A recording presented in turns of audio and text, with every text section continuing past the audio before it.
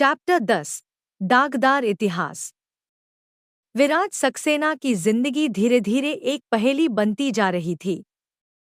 छायामार्गी के रूप में उसके मिशन उसे अपने पिता दिवंगत अर्जुन सक्सेना के अतीत की ओर खींचने लगे। अर्जुन सक्सेना को समाज में एक सम्मानित उद्योगपति और परोपकारी व्यक्ति के रूप में जाना जाता था, लेकिन विराज को अब यह एहसास हो रहा था कि उनके व्यक्तित्व का एक और पक्ष था जिसे दुनिया नहीं जानती थी। गुप्त दस्तावेजों की खोज। एक रात जब विराज अपने पिता के पुराने कार्यालय की अलमारी को टटोल रहा था, तो उसे एक गुप्त लॉकर मिला। लॉकर के भीतर कुछ दस्तावेज थे जिन पर निजी और गोपनीय लिखा हुआ था।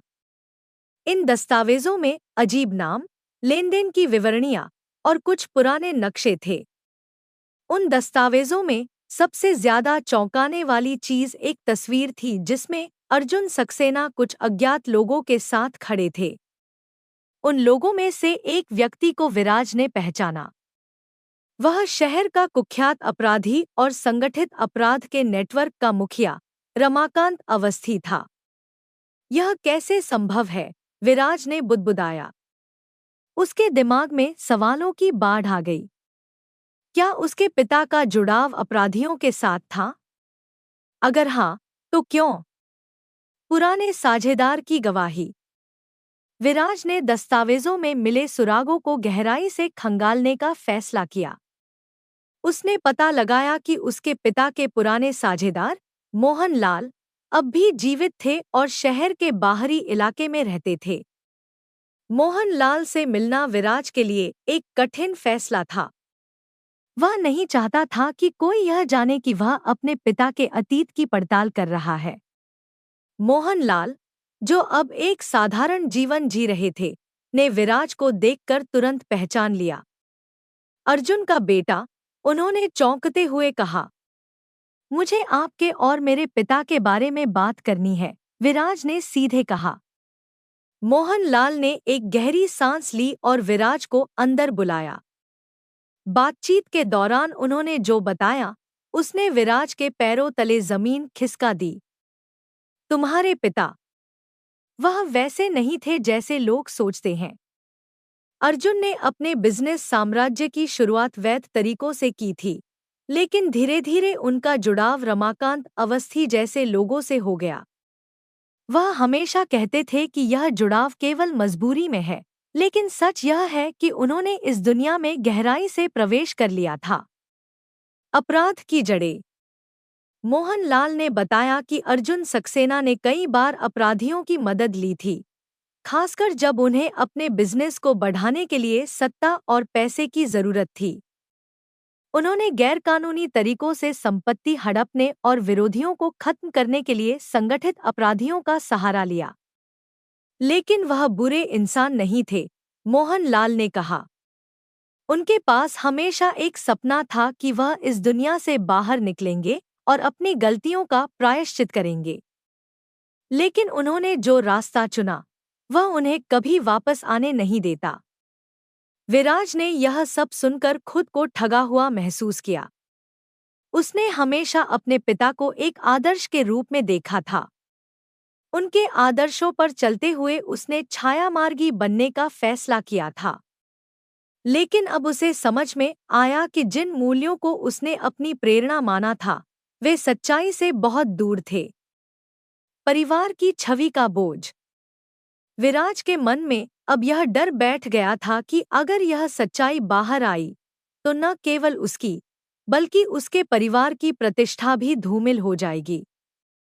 उसकी माँ, अनुजा सक्सेना, जो अपने पति को एक आदर्श मानती थी, इस सच्चाई को कैसे स्वीकार करेंगी? क्या मुझे यह सब माँ को बताना चाहिए? विराज ने खुद से सवाल किया। लेकिन उसे पता था कि इसका असर बहुत गहरा होगा। अपने पिता के दस्तावेजों और मोहन लाल की गवाही से विराज को यह भी पता चला कि रमाकांत अवस्थी का नेटवर्क अब भी सक्रिय था और शहर में बढ़ते अपराधों के पीछे उसका हाथ था। अगर मुझे अपने पिता के किए गए पापों का प्रायश्चित करना है, तो मुझे रमाकांत अवस्थी और उसके नेटवर्क को खत्म करना होगा, विराज ने खुद से कहा। इस नए खुलासे ने छायामार्गी के रूप में विराज के मिशन को एक नई दिशा दी। उसने ठान लिया कि वह अपने पिता के अतीत के पापों का बोझ नहीं ढोएगा, बल्कि उन गलतियों को सुधारने के लिए लड़ेगा। रमाकांत अवस्थी के नेटवर्क के खिलाफ लड़ाई आसान नहीं थी। यह लड़ाई न केवल खतरनाक थी, बल्कि भावनात्मक रूप से भी चुनौतीपूर्ण थी।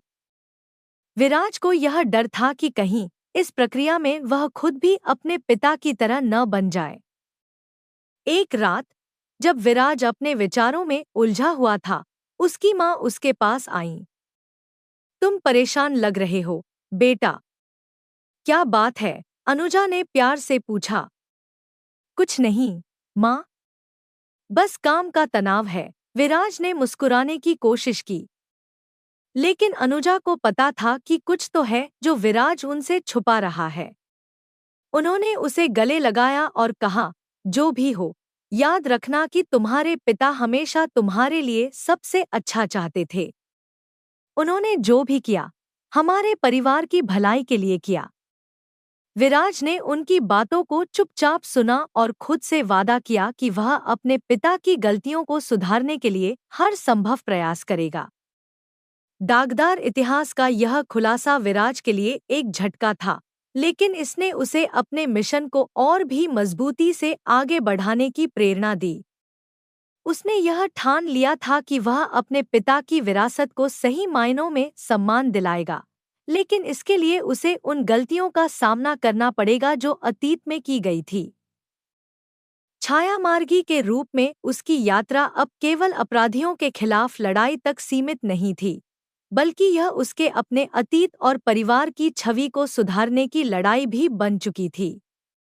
डिस्क्लेमर दोस्तों, मैं आप सभी को बता दूं, ये कहानी पूरी तरह काल्पनिक है। ये सिर्फ दर्शकों के मनोरंजन के लिए बनाई गई है। इसमें दर्शाए गए सभी पात्र, नाम, उत्पाद और घटनाएं पूरी तरह काल्पनिक है। ये कहानी किसी भी तरह से किसी भी व्यक्ति के भावनाओं, प्रथाओं, परंपराओं और विश्वासों के अपमान नहीं करती है। जैसे कहानी में बताए गए सभी चीजों का मात्र कहानी के लेखक द्वारा बनाई गई लेखक अपनी एक कल्पना है। तो दोस्तों, मैं आपको आगे बता दूं, अगर आप हमारे हॉट सिनेमा ऑफिशियल चैनल पर नए हैं तो वीडियो को भर लाइक और चैनल को सब्सक्राइब करना ना भूले। धन्यवाद।